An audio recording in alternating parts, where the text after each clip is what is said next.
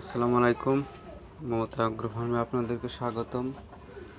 আমার কিছু নতুন মুরগির বাচ্চা বের হয়েছে, আমি সেগুলো এখানে রাখার জন্য এই জায়গাটাকে আমি প্রস্তুত করেছি।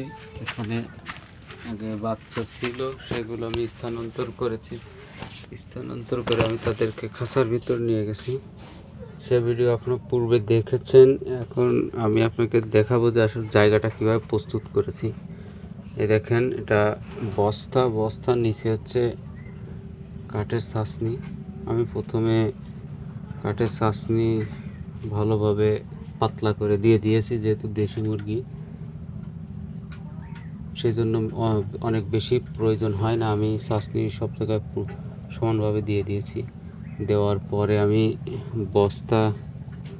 সালার বস্তা কেটে লম্বা করে মানে যার যেভাবে দিলে সুবিধা হয় সে সেভাবে দিয়ে দিতে পারেন।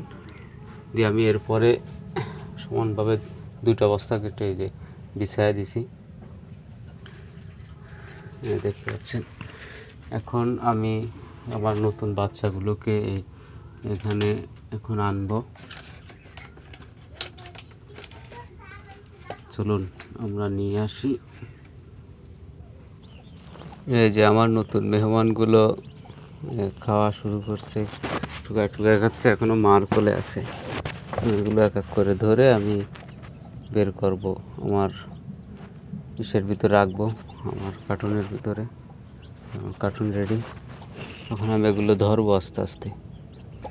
যাবার বাচ্চাগুলো সব খাঁচার ভিতরে রাখা কমপ্লিট। আমার কার্টুনের ভিতরে এখন আমি এগুলো নিয়ে যাবো। দেখুন কত সুন্দর এবং স্বাস্থ্য পুষ্টির বাচ্চা বের হয়েছে। গলাশিলাও আছে,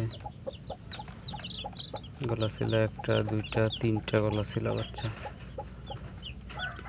চলুন এবার আমরা এগুলো নিয়ে আমাদের জায়গায় ছাড়ি, বোর্ডিংয়ের জায়গায়। এই যে আমরা নিয়ে আসছি বাচ্চাগুলো, এখন এগুলো এখানে ছেড়ে দিব।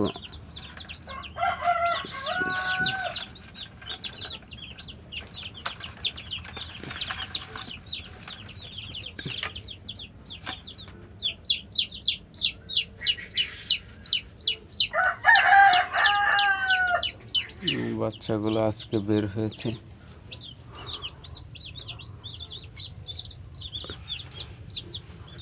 অত্যন্ত পুষ্টিত এবং অত্যন্ত চঞ্চল বাচ্চাগুলো।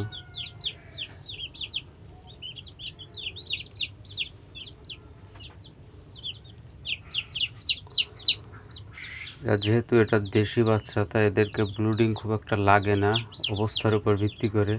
এখন যেমন গরমের সময় এখন ব্লুডিংয়ের কোনো প্রয়োজন পড়ে না, ব্লুডিং লাগে না, বা ঠান্ডার সময় দেশি মুরগিদের ব্লুডিং করতে হয়। যেহেতু আরও এগুলো মুরগির কোলে দিয়েই ফুটানো, সুতরাং এদেরকে ব্লুডিং করা লাগে না। দেখেন বাচ্চা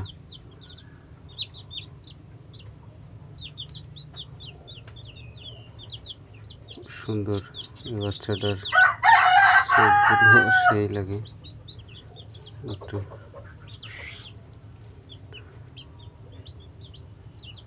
এখন আমি এই বাচ্চাদেরকে পানি এবং খাদ্য দিব,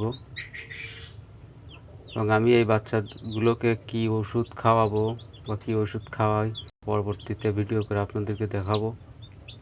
সবাই ভালো থাকবেন, সুস্থ থাকবেন। আল্লাহ হাফেজ।